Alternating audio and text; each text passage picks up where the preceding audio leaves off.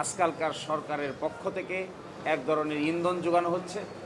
এই ইন্ধনের অংশ হিসেবে কেউ কেউ এই বিষয়গুলোকে আদালতের কাঁধে বন্দুক রেখে বাকি কাজ করতে চাচ্ছেন। আমরা বলেছি এটি সম্পূর্ণরূপে আত্মঘাতী পদক্ষেপ। অসাংবিধানিক কেন নয় এই মর্মে ডিক্লারেশন চেয়েছে। আমরা বলেছি যে গণভোট এবং জুলাই সনদ বাস্তবায়ন আদেশ একটি গণ অভ্যুত্থানের ফল এবং ওই সময়ে এক্সট্রা অর্ডিনারি সার্কামস্ট্যান্সেস মিট করতে গিয়ে তৎকালীন সরকার ঐকমত্যের ভিত্তিতে জুলাই সনদ ঐকমত্য হয়েছেন এবং বাস্তবায়ন আদেশ জারি করেছেন। এবং এই বিষয়টা নিয়ে এখন যারা প্রশ্ন তুলছেন, আমরা আদালতকে বলেছি এটি আত্মঘাতী একটি প্রশ্ন উত্থাপন করেছে।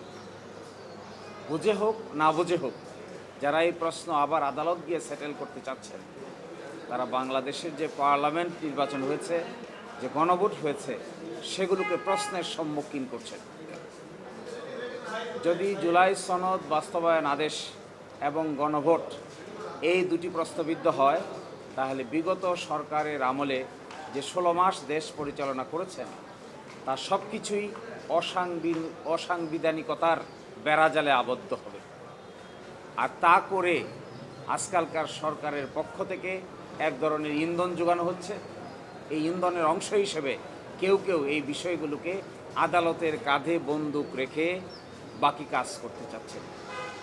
আমরা বলেছি এটি সম্পূর্ণরূপে আত্মঘাতী পদক্ষেপ।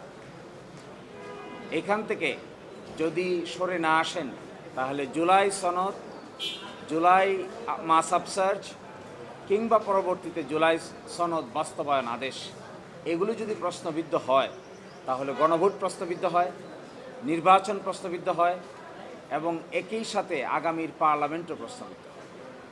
তারা বলেছেন এগুলো সংবিধানে নাই। এগুলো যদি সংবিধানে নাই, তারপরে ঐকমত্যের ভিত্তিতে বিশেষ সার্কামস্ট্যান্সে সেগুলি করা হয়েছে।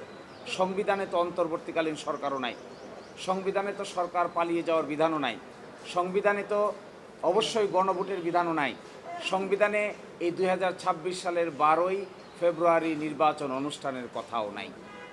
তাহলে এগুলো কি করে হয়েছে? এগুলো সবগুলো হয়েছে একটা এক্সট্রাঅর্ডিনারি সিচুয়েশনকে মোকাবেলা করতে গিয়ে আইনগতভাবে সলা পরামর্শ করে এক একটা পদক্ষেপ নেওয়া হয়েছে।